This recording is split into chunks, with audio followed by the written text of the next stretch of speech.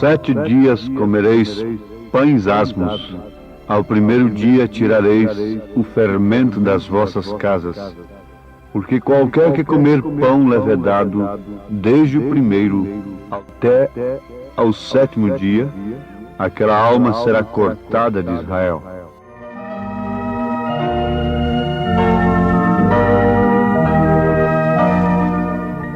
Sete dias comereis pães asmos. Êxodo capítulo 12, verso 15. No capítulo 12 de Êxodo, nós encontramos a instituição da primeira Páscoa.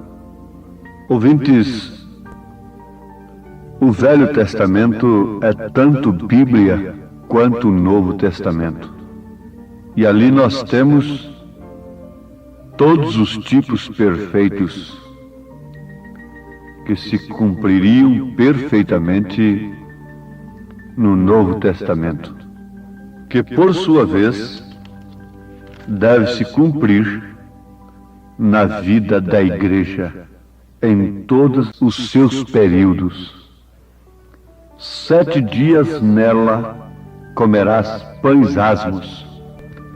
Isso nos mostra perfeitamente os 7 períodos da igreja de Jesus Cristo, conforme em Apocalipse capítulo 1, aquela carta às 7 igrejas: Éfeso, Esmirna, Pérgamo, Tiatira, Sardes, Filadélfia e Laodiceia. 7 períodos da igreja. O alimento espiritual, o evangelho, deveria ser sem fermento. Você, às vezes, tem encontrado pentecostais que, na sua maioria, acham que o batismo do Espírito Santo é somente se falar línguas estranhas. Mas eles não compreendem que isto foi uma mensagem da era. Os mensageiros Paulo, Irineu, Martim, Columba. Paulo, por exemplo, foi a base, foi o alicerce, lançou a fé perfeita na palavra. E estes sucessores mensageiros semearam a semente original e elas foram sepultadas na terra, culminando com aquele grande martírio dos cristãos, chamado de Santa Inquisição. Agora, notemos que, assim que essa semente caiu, como Jesus disse, se a semente não cair, não morrer, ela não pode produzir, naturalmente. Então, assim que caiu e morreu, teria que brotar, porque quando a semente morre, apodrece, ela brota. Brotou com Lutero, foi a era de Sardes, trazendo apenas justificação pela fé. Lutero não tinha nenhuma santificação, mas o profeta afirma, de acordo com as Escrituras, que Lutero tinha o Espírito Santo. Era um homem cheio do Espírito Santo e pregou uma mensagem do Espírito Santo no seu determinado dia. Era o broto. Isto deve ser guardado com atenção porque nos livra de maus entendidos e de falsas doutrinas. Ali estava o broto. Lutero não tinha nenhuma santificação. Depois veio Wesley. Quando passou aquela era, as águias daquele dia se adormeceram e logo eles se denominaram. Fundaram uma grande denominação em torno de Lutero. Aquilo morreu, porque quando se denomina, morre. Você sabe, o profeta diz que cada 3 anos, depois de um grande avivamento, o que acontece? Se forma uma denominação. E daquela denominação depois vai saindo outras, renovando. E assim por diante. significa morte. Perfeitamente morte. O profeta chegou a orar, pedindo a Deus, se ele partisse, que sustentasse a homens que não deixassem esta mensagem virar uma denominação, porque isso significa morte. Foi o que aconteceu com a partida de Lutero. Virou uma denominação em torno dele. O mesmo aconteceu com Wesley. Wesley sempre foi contra a organização. Mas, no entanto, tanto Lutero como Wesley carregaram 3 pessoas distintas, batismo nos títulos Pai, Filho e Espírito Santo, sem usar o nome, e tudo mais. Daqui a pouco vem a era pentecostal, e então vieram as línguas estranhas. O pentecostal podia dizer: bom, meu amigo metodista, sua mãe morreu sem salvação, sem o Espírito Santo, porque ela não falou línguas. O wesleyano podia, por sua vez, dizer para aquele amigo luterano: ó, sua mãe morreu sem salvação porque ela não conheceu a santificação, apenas a justificação pela fé. Não, isso seria uma mentira. Eu não posso dizer que aqueles que morreram fiéis no passado, antes de crerem no profeta de Deus, não conheceram a mensagem do profeta de Deus nesta era, e morreram crendo em 3 pessoas distintas, batizados nos títulos Pai, Filho e Espírito Santo, sem usar o nome do Pai, do Filho e do Espírito Santo, estão perdidos? Não. Se eles eram escolhidos, Deus, pela sua onisciência, sabe perfeitamente que se eles vivessem neste dia, eles creriam com uma fé genuína na mensagem do dia. Se você rejeita a palavra de Deus hoje, você rejeitaria no dia que ela se manifestou em carne através de Jesus. Você estaria ao lado daqueles que o crucificaram.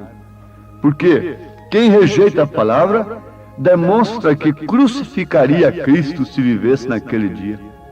Seria um daqueles que gritaria com bastante ênfase: crucifica-o, crucifica-o, crucifica-o.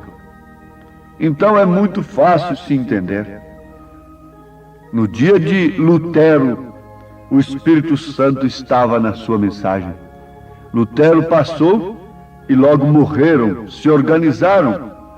Veio Wesley, santificação, mas logo morreu aquilo e se organizaram. Depois vieram os dons espirituais.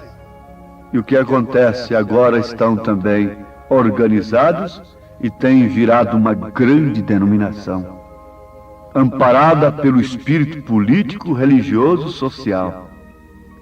Eles estão em busca de posição política, procurando fazer um serviço para Deus, porém fora de sua vontade.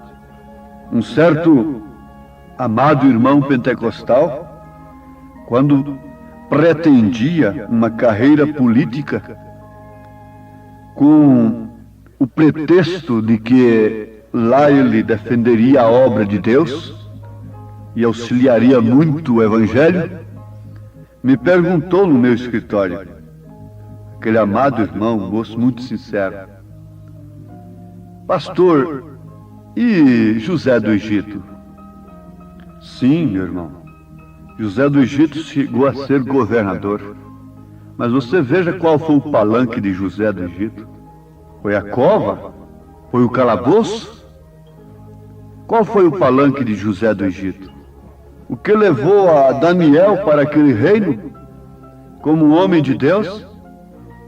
Há muita diferença entre uma coisa e outra. Eu não estou contra, como o profeta desta era clama pelos Abraãos, Lincolns, pelos grandes presidentes do passado. Eu não estou contra, e estou ao lado de um homem que se põe ao lado do povo trabalhando, mesmo através da política. Mas, por favor, deem a César o que é de César e a Deus o que é de Deus. As taças de Deus não podem ser levadas para o banquete de Belsazar. Isso significa morte, meu irmão. Isso significa juízo sobre aqueles que rejeitaram a palavra. Então eles crerão no engano e dirão que Deus está abençoando-os. Assim estão os pentecostais. E eles adquirirão tanta força política e religiosa que serão os maiores inimigos daqueles que vivem a mensagem. Eles têm intenções, inclusive, de adquirirem poder para trancar as nossas bocas. E se Deus lhes der esse poder, eles o farão, para cumprir assim o desejo do Pai deles, conforme Jesus disse. Agora notemos que é uma mentira a pessoa pensar que aqueles que morreram sem falar em línguas estranhas não tinham o Espírito Santo. Bem como é uma mentira a pessoa dizer que aqueles que morreram sem a mensagem de Wesley não tinham o Espírito Santo. Agora, é uma mentira dizer que aqueles que morreram sem conhecer a mensagem deste dia, crendo em 3 pessoas distintas, como o caso de minha mãe, que eu conheci muito sua vida, batizada nos títulos Pai, Filho e Espírito Santo, pregando, mulher pregadora, veja, minha mãe foi uma mulher pregadora, apesar de muitas vezes chamar os oficiais da igreja e dizer, isto não é para a mulher, a Bíblia não ordena isso para a mulher. E antes de 6 anos de partir, ela parou por si mesma, sem conhecer a mensagem da era. Mas contudo, ainda que ela morresse pregando, eu creio na sua salvação. Seria uma mentira, mas agora, em nós que vivemos nesta era, como escaparemos nós se não atentarmos para tão grande salvação, para a mensagem do dia? 7 dias comerás pães asmos. A mensagem de Lutero foi um pão asmo, não tinha fermento. Não tinha. Mas Lutero carregou tantas bagagens terríveis. Sim, aquele foi o broto. A quem mais é dado, mais é exigido. Se a quem mais é dado, mais é exigido, logicamente a quem menos é dado, menos é exigido. A ele foi dado somente crer que a salvação é de graça e não pelas penitências e indulgências. Mas a Wesley já foi dado que sem santificação ninguém viria o Senhor. Tinha que largar seus cachimbos, tinha que jogar suas garrafinhas de vinho forte fora, tinha que buscar a santificação e gritarem e louvarem. Logo vinham os pentecostais, com os dons, sofrendo. Deus usou um homem de cor nos Estados Unidos, cego de um olho, desprezível aos olhos da sociedade e do mundo religioso denominacional, e chegamos a mesmo crer que a pessoa que não falasse em línguas não tinha recebido o Espírito Santo. A mensagem do dia trouxe isto. Era pão asmo, mas hoje é um pão cheio de fermento, é um pão cheio de política, é um pão cheio de política por patrimônios, por ministério, cheio de briga, está nos tribunais da justiça. Hoje é uma vergonha, simplesmente uma vergonha, subdivididos e alcançando somente conhecimentos intelectuais e apoios naturais do mundo. Vocês têm que saber, irmãos, que o poder nacional colocou Israel de volta na sua terra e fez levantar a bandeira mais antiga do mundo. Estou falando de Escritura, a bandeira de Davi. Foi o poder nacional que fez isto. O poder nacional porá a igreja no ecumenismo, que é a imagem da besta. O poder nacional fará isto. Porém, o poder de Deus porá a noiva nas bodas do Cordeiro. Sempre é um poder agindo. Quando há um poder agindo de um lado, há um poder agindo de outro. Tem que haver uma força na igreja quando o mundo está buscando a força material, o poder bélico, se arregimentando para a eclosão final da Terceira Guerra Mundial, consciente ou inconscientemente, as nações se preparam para isto. Há uma força trabalhando por outro lado. Quando havia um poder, dando poder para uma mulher pervertida, para uma igreja pervertida como Jezabel, para uma igreja pervertida como Herodias, havia um poder dando força, alimentando um Elias e a mais 7.000 que não se dobraram diante de Baal. Quando havia um poder fazendo uma fornalha para Sadraque, Misaque e Abednego serem queimados, havia um poder para queimar ali dentro daquela fornalha somente aquilo que os amarrava. Quando há uma força por um lado, há uma força pelo outro, para salvar a igreja, para salvar os filhos de Deus. Um poder fará uma coisa, esse outro poder fará outra. O poder humano porá a falsa igreja no ecumenismo. O poder de Deus porá a verdadeira igreja nas bodas do Cordeiro. Porque a união que Deus exige de acordo com as Escrituras é esta, é a unificação da fé. Mas sobre que base? Sobre um credo? Ou fazermos uma coxa de retalho? Unirmos cada um com sua cor? Não! É formar um só organismo, um só corpo, sob uma só fé, um só batismo, um só Senhor. Eu pergunto nesse instante, a igreja é uma organização? Não, a igreja é um organismo. Se a igreja é um organismo, então o organismo não pode ser formado com técnicas.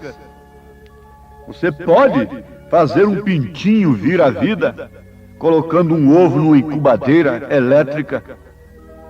Isso pode acontecer, mas você não pode trazer um cristão à tona, à vida, através dessas incubadeiras religiosas.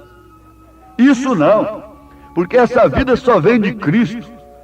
Essa vida só vem pelo Espírito Santo. Esta vida só pode vir de Deus, para o crente individualmente, para você individualmente. E isso faz com que você se agrupe naturalmente no corpo de Cristo. A igreja é um corpo, é um organismo, e cada membro deve estar no seu devido lugar. A lei da televisão, até onde sabemos, aquilo lança fagulhas, mas essas fagulhas se encontram, são lançadas juntas e captadas por um receptor que se ajuntam ali formando uma imagem. E você sabe disto, já fomos informados tecnicamente sobre isso. Ela lança aquelas fagulhas, e aquelas fagulhas não se perdem, cada uma cai no seu devido lugar, formando a imagem lá no televisor. Sabe-se que as células dos rins, uma vez injetadas no corpo, elas vão para os rins. Se é células de qualquer parte do corpo, elas procuram aquele devido órgão. Assim também é o corpo de Jesus.